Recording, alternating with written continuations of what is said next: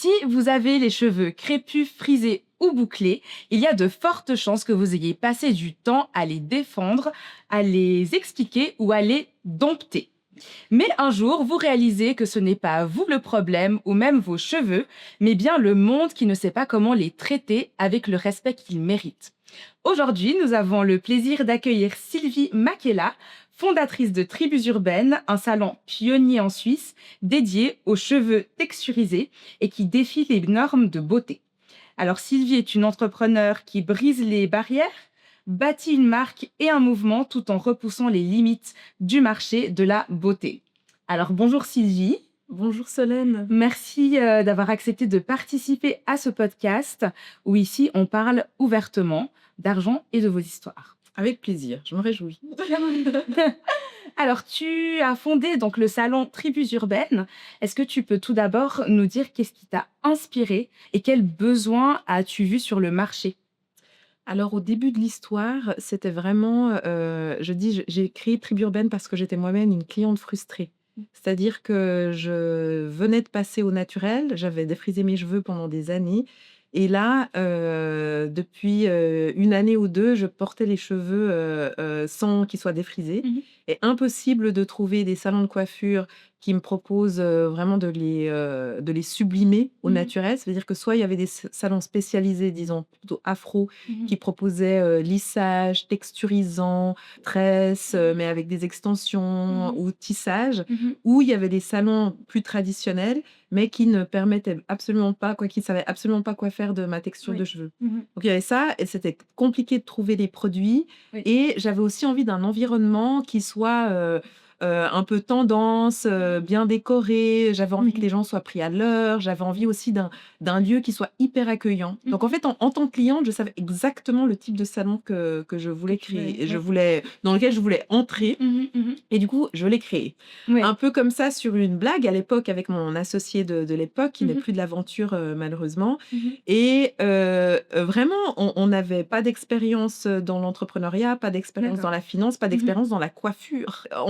On est, 2 personnes, afrodescendantes, aux cheveux afro-crépus, naturels. Mhm. On a le pouvoir d'achat de pouvoir rentrer dans les salons de coiffure, mais on ne trouve pas ce qu'il nous faut. Oui. Donc on a créé Tribu Urbaine et ce qui est intéressant, c'est qu'en fait, finalement, on a toujours parlé de texture, pas Mhm. tellement d'ethnicité. Oui. Donc en fait, la grande problématique, c'était effectivement des cheveux qui ondulent ou qui frisent Mhm. carrément. Mhm. Donc le sébum qui met plus de temps à passer de la racine à la pointe. Donc des besoins spécifiques en termes d'hydratation, des besoins spécifiques en termes de manipulation. Mhm. Et puis ça, en fait, ce n'est pas lié à l'ethnicité de la personne. Mhm. C'est lié à la texture de cheveux. Donc c'est pour ça Oui. que finalement, on a attiré aussi des personnes qui ont le cheveu bouclé, qui ont le cheveu ondulé, et puis on répondait en termes de produits et de techniques de coiffure. Hyper intéressant. Alors, au début de ton parcours, on sait que ça commence par le financement. Après l'idée, il faut réussir à passer le cap du financement. Alors, comment tu as pu aborder cette question du financement dans le cadre de ton aventure avec Tribu Urbaine? Alors au départ, on a créé une SARL et puis moi j'avais un petit peu d'argent de côté parce que j'ai un grand frère qui est maintenant décédé, qui était footballeur et qui en décédant m'avait laissé un petit peu d'argent. Mhm. Donc il me restait de cet argent une petite somme et c'est la somme que j'ai investie pour créer la SARL. Après, bah, c'est clair qu'au départ, moi j'ai travaillé, j'ai gardé mon emploi en créant Tribu Urbaine. J'ai pas D'accord. tout de suite fait que ça. Oui, tu n'as pas abandonné ce que tu avais Non. pour passer. Donc Oui. j'avais un emploi qui me permettait, d'assurer en fait mes besoins, Mhm. financiers, du quotidien Quotidien. Oui, et tout à fait. puis ensuite, j'investissais du temps dans Tribu Mhm. Urbaine Mhm. et puis en fait, c'est quand on a voulu passer le pilier en se disant: «Non mais là on voit que ça prend, on a pu vérifier le concept, Mhm. donc il faut se donner les moyens pour le faire développer». Mhm. Et là, il y a eu une première transition où je suis devenue salariée de Tribu Urbaine, D'accord. mais avec un salaire assez modeste. Mhm. Donc là, il a fallu, accepter de descendre, son niveau de vie Une devis, ouais. et puis, ensuite, il y a eu une autre étape au moment, du covid Mhm. où il a fallu, naviguer, les problèmes de manque de liquidité, Mhm. et là, on a ouvert le capital à certaines de nos clientes. Ça veut D'accord. dire qu'avant, on avait 100 du capital, à nous 2 avec Mhm. mon associé et là, on a l vendu une partie du capital à une vingtaine de clientes qui Mhm. ont pris, clientes, amies, Ouais. qui ont pris 20% du capital. Et ça nous a permis de faire rentrer plus de 200 000 francs de liquidité dans l'entreprise. Mhm. Ça nous a permis de finaliser aussi l'ouverture du deuxième salon à Mhm. Genève qu'on a ouvert en plein Covid. Waouh, oui. Et voilà. Ça, c'est un vrai défi, hein. Oui, et puis surtout, on était tellement convaincus Oui. qu'au final, voilà, une fois Mm. qu'on est lancé, puis c'est vrai que moi j'ai toujours fonctionné comme ça, Mhm. c'est qu'il y a une conviction, une intuition, Ouais. et aussi parce que le marché était mûr. La plupart de nos clientes, quoi, une grande partie de nos Mhm. clientes de Genève, de Lausanne, venaient de Genève. Donc on savait qu'on avait Il une y avait clientèle. déjà une ouverture même là-bas. Complètement, à Mhm. Genève. Et puis la troisième étape, je dirais, c'est celle que je vis maintenant, où il y a maintenant 4 salons tribus urbaines. Mhm. Mais je suis encore un peu une one woman show. Oui. Et l'idée, c'est de staffer l'entreprise, Mhm. de consolider l'organisation. Il y a plein de choses qu'il faut mettre en place pour affiner le modèle d'affaires, pour qu'il Mhm. il devienne vraiment profitable. Est-ce que tu as un parcours qui vient d'un monde un petit peu plus financier ou pas du tout? Non, pas du tout. Moi, j'ai fait Sciences Po. J'ai fait Sciences Po. Après, j'ai travaillé dans l'univers, le corporate world, Mhm. parce que j'ai travaillé dans le marketing et la communication D'accord. dans le domaine de l'horlogerie, Mhm. ensuite dans le domaine du parfum. Mhm. Donc, comment fonctionne une entreprise, Une j'avais un entreprise. petit peu, voilà, je comprenais comment fonctionne une Mhm. entreprise, mais c'est vrai que j'avais jamais fait de finance. Mhm. Donc tu as vraiment appris, bon pas sur le tas, mais tu t'es formé en faisant, au final. Complètement. Comme tu disais, au début de notre échange, le financement, c'est le nerf de la guerre. Oui. Et peut-être, en fait, là où on peut être, créatif, c'est les différentes manières de trouver des financements. Moi, j'ai souvent eu recours à la communauté, Mhm. notre clientèle, les amis, Mhm. les personnes qui finalement, potentiellement, sont susceptibles de mettre des billes dans l'entreprise, qui sont autres que Ouais. les institutions. Mhm. Et Tout à puis fait. aussi de saucissonner les montants. C'est-à-dire que Mhm. si on parle d'un demi-million, comme ça peut paraître énorme. Mhm. Mais si on dit, eh ben, tiens, un demi-million, c'est 2000 personnes qui mettent 250 francs. Mhm. Et là, tout d'un coup, quand on dit, bah ouais, 250 francs fois 2000, tout d'un coup, ça devient plus pensable, Oui, tout à fait. faisable. Mhm. Mhm. Et je pense que c'est ça, c'est qu'oser Mhm. se dire, bah voilà, c'est de ça dont j'ai besoin pour mes ambitions. Mhm. Et oser ce jeu de l'entrepreneuriat Oui. c'est normal d'investir, c'est normal. Il y a plein d'entreprises d'ailleurs qui sont pas rentables tout de suite et c'est OK. Est-ce que pour toi, tu as déjà ressenti un investissement comme un risque et comment est-ce que tu as pu surpasser cette peur du risque de l'investissement? Alors, au départ, pour moi, tribu urbaine, c'était pas tout à fait un risque étant donné que j'avais mon job à côté. Mhm. Et puis, c'est après quand tout d'un coup, il a fallu quitter, un peu mon confort ou se rendre compte qu'il y avait un risque pour tout d'un coup que je perde, en Mhm. fait. Mhm. Et là, bah oui, la peur, elle est tout le temps là, je crois. Et j'ai l'imp Actuellement encore? oui, parce qu'il y a aucune certitude. Mhm. Aujourd'hui, je table sur le fait et je suis convaincue que ça va devenir, un succès international et qu'on arrivera, d'ici 3 ans à faire 9 millions de chiffre Ouais. d'affaires, un bénéfice de 2,5 millions. Mhm. J'ai planifié, mais depuis le départ, rien ne va jamais comme ça a été planifié. Mhm. Pour le plus ou le moins. Ouais. Donc c'est clair que j'ai une conviction, mais pas de certitude. Oui. Et c'est ça, en fait, Oui, c'est que tout oui. d'un coup, on doit accepter de prendre ce risque-là, Mhm. mais je pense aussi que plus on risque et plus les gains qu'on peut tirer sont importants. Oui, non, super. Et bah, tu as dit que tu avais 3 salons, bon 4 salons Oui. actuellement, donc Mhm. vous venez d'ouvrir à Sion. Oui, Félicitations. merci. Alors, ce serait bien d'aborder aussi ce thème de l'expansion, parce qu'on aime bien parler du début, mais s'expandre, aller plus loin, viser Mhm. plus haut, ça demande aussi des ressources, mais ça demande aussi des investissements en termes de temps. Alors, comment est-ce que tu trouves le temps de naviguer sur ce que tu as déjà construit, Mhm. tout en bâtissant encore dessus?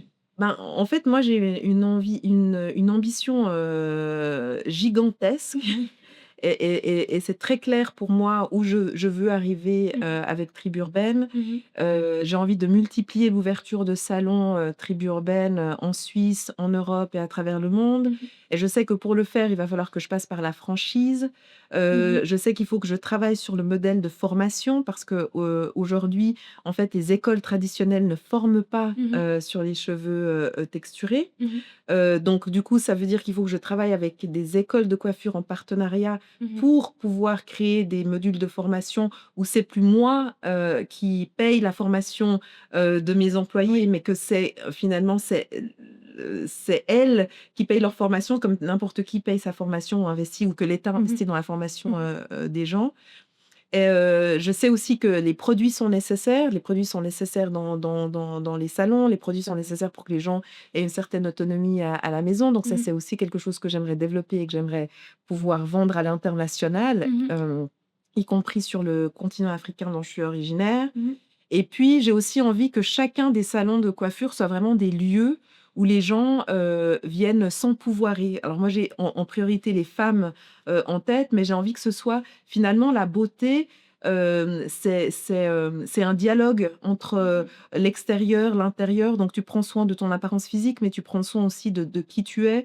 Tu viens te prendre un peu de courage, d'envie, d'ambition, en fait, un peu dans ces salons-là. Donc, j'ai envie de créer des lieux aussi où il y a des événements, etc. Donc, pour moi, la mission, elle est tellement claire. Cette mission, ouais, de valoriser les beautés différentes, de laisser tomber les canons de beauté, que j'y vais.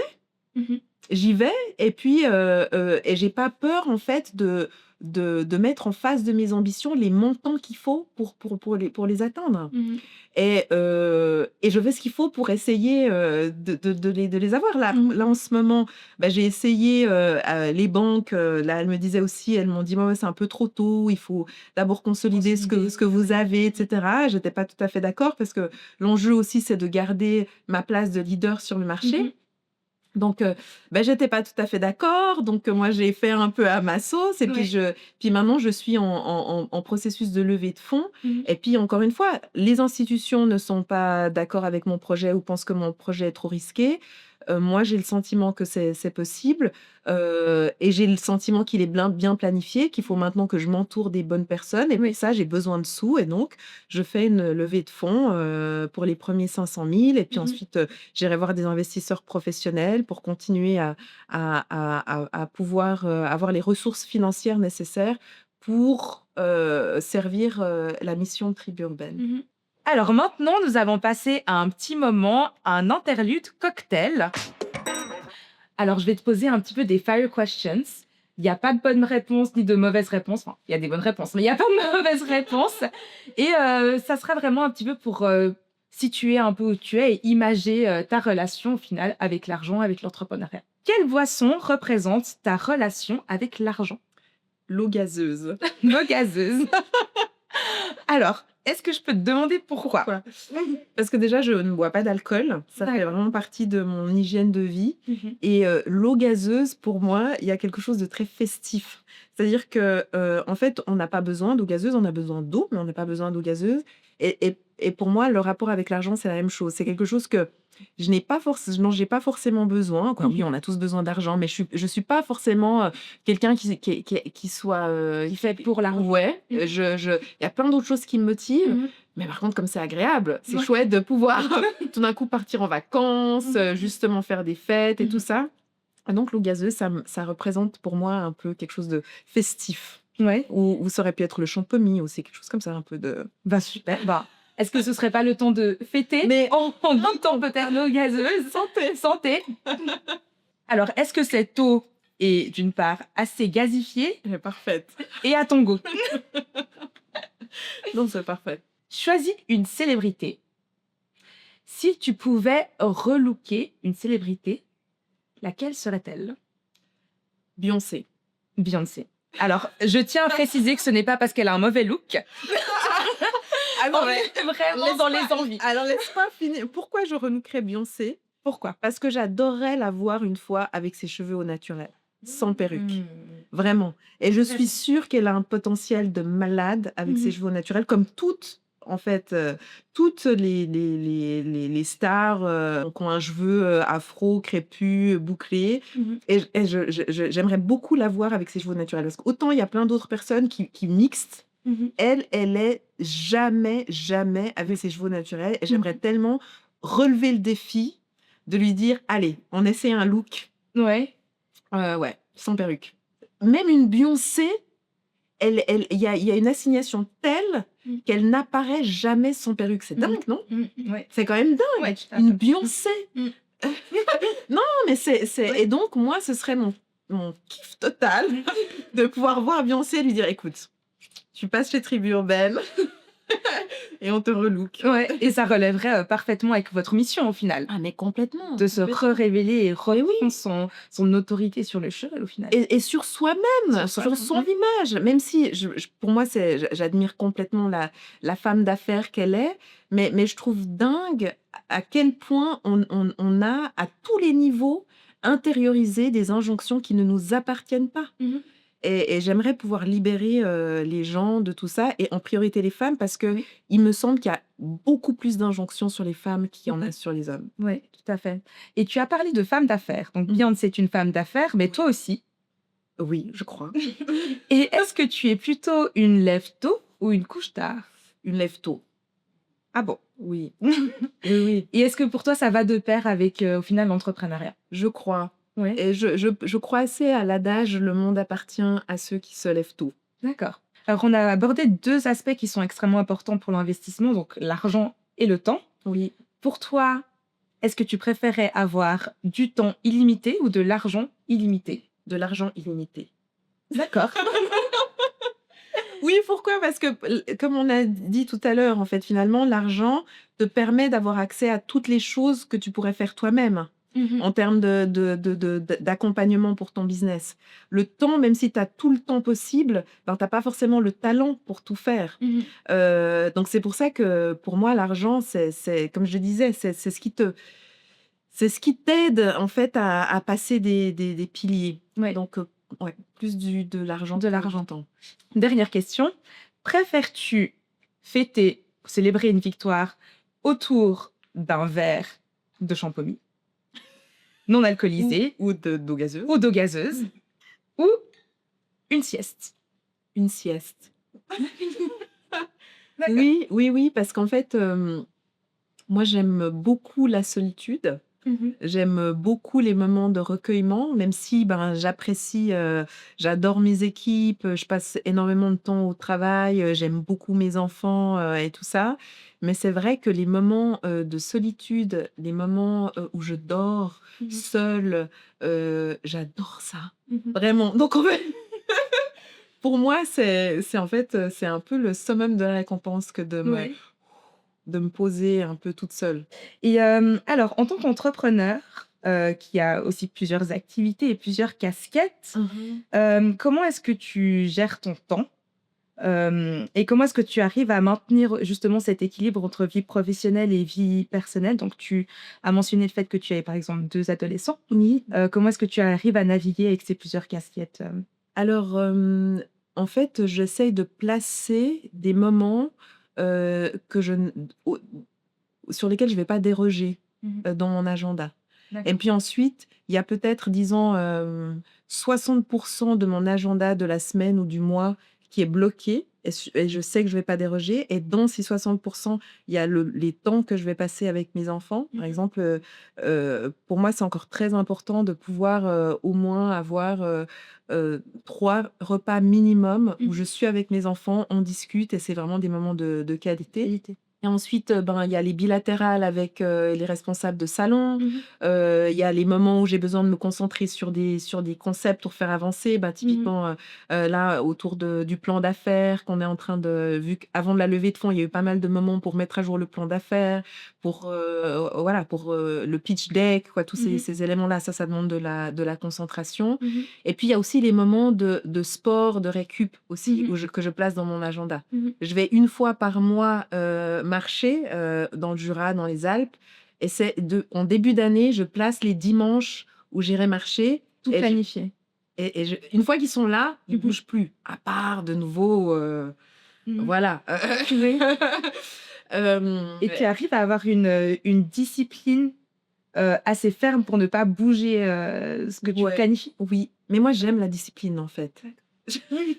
Non, c'est vrai, je suis une ancienne athlète aussi, et ça, je pense que c'est le propre des sportifs. Mhm. Il y a quelque chose, en fait, de stimulant dans le cadre. Mhm. Moi, j'aime beaucoup, en fait, le cadre, parce que c'est comme ça que je suis le plus créatif. Mhm. Si c'est... Un peu trop le fouillis, ça va. voilà. Ouais. J'aime bien le cadre parce que c'est... OK, dans ce cadre-là, c'est comme ça que j'arrive à être le plus créatif. Mhm. Mais les moments vraiment de récup, voilà. La méditation du matin, je déroge jamais. D'accord. Donc, je me lève en fonction pour avoir le temps de Mhm. faire tout ça.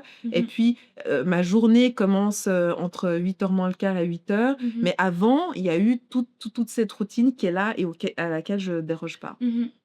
Quel conseil donnerais-tu à une femme qui veut se lancer qui veut lancer sa propre entreprise? Et en fait, comment est-ce que la confiance en soi peut être déjà une base pour bâtir le grand saut Oui, dans ce monde-là? oui, oui, oui, oui, oui. Et c'est une réalité. C'est vrai que c'est plus compliqué d'avoir des financements quand on est une femme. C'est plus compliqué de naviguer dans ces différentes vie de famille, vie professionnelle quand on est une femme. Il y a quand même des préjugés qui existent. On est socialisé dans une culture sexiste. Ça, c'est un fait. Voilà, c'est comme ça. Euh, Après, oui, moi je dirais que s'inspirer de femmes qui nous inspirent ou d'hommes, c'est-à-dire qu'une fois qu'on a vu, on est inspiré par ces personnes-là, d'oser dire moi aussi. Mhm. Pour moi aussi, ce sera ça, et de cette prophétie autoréalisante, tu sais, de Mhm. formuler. Oui. Moi aussi, je serai la femme la plus riche du monde un Mhm. jour.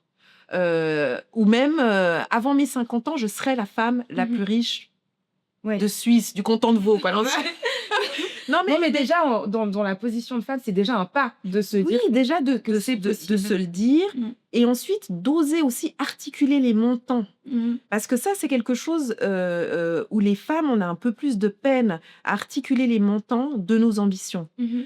Parce qu'on n'a pas appris à le faire, parce que c'est pas dans notre socialisation, et parce qu'on n'est pas prise au sérieux non Mhm. plus dans notre entourage. Mhm. Mais pas de manière méchante, ou des fois c'est vraiment pas fait exprès. Mhm. Moi, quand je dis oui, alors moi j'ai l'ambition dans les 3 prochaines années de lever 4 millions. Ah, bah t'as des couilles, hein? Non, Non. Toujours j'ai pas. des ovaires. Et oui, Mhm. osons se le dire. Et puis osons. Évidemment, j'y crois, je suis convaincue. Et peut-être que effectivement, je ne lèverai pas 4 millions, mais 3 millions, 5, j'en sais rien. Mhm. Mais il faut à un moment donné le dire, et oser le dire à haute voix. Mhm. Parce que si on le dit que pour soi, ben, personne risque de le savoir. Et puis les potentiels investisseurs ne risquent pas de le savoir non Mhm. plus. Et puis oser aller pitcher, et puis de se casser la figure, et puis de prendre des feedbacks, ok, Mhm. mais d'y retourner encore et encore et encore. Mhm. En fait, je crois qu'il y a pas d'autre chose à faire, de retourner. Et c'est dans la répétition qu'à un moment donné, on touche qu'on arrive à atteindre ses objectifs. Mhm. Et de recommencer encore et encore et encore, et on ne se trompe pas. Est-ce que toi, tu as une peur qui t'a, à un moment donné, peut-être marqué et qui, au final, une fois après avoir passé la chute, tu t'es dit, bon, bah, en fait, c'était pas si grave que ça. Mais je crois que tout au final, je me dis, ah, c'était que ça. Mais la peur, elle est bien là. Mhm. Et même aujourd'hui, quand je te parle, c'est vrai que j'ai peur que Tribu Urbaine n'aille pas aussi loin que ce que je souhaiterais. Mhm. J'ai peur que tout d'un coup, une fois, je fasse faillite avec cette entreprise qui est comme mon troisième enfant. Mhm. J'ai peur non plus, pas forcément pour les bonnes raisons. J'ai peur parce que j'aurais pas envie qu'on dise, bah, voilà, elle faisait sa maline à bien. Et tout ça, mais comme je crois que c'est légitime, comme tout ce qu'on entreprend, comme tout ce qu'on crée, Mhm. on a peur qu'il y ait une fin. Mhm. Et j'essaie de me concentrer sur le chemin, le parcours, et pas sur les peurs qui sont autour de moi, Mhm. qui sont dans moi même, en Mhm. fait. Et c'est un cheminement de tous les jours. Mhm. Mais il faut pas se leurrer.